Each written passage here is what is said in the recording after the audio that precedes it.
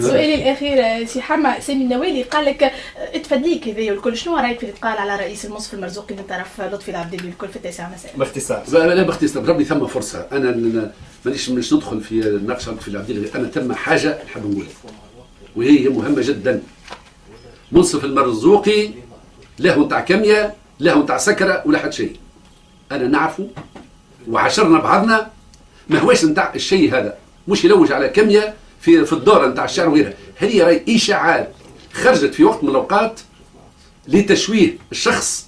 انا نختلف معه سياسيا وواجهته سياسيا وما زلت نواجه فيه سياسيا، اما انك تجي راهو حمزه بيه والاخر بيه، خصوصا وقت اللي تكون انا غلط. يلسين كان سوكيرجي رئيس روسيا كان الناس كلهم يعرفوه، اما راهو سي منصف المرزوقي ولا التاريخ ولا الحقيقه راهو مش نتاعها. والله يا سيدي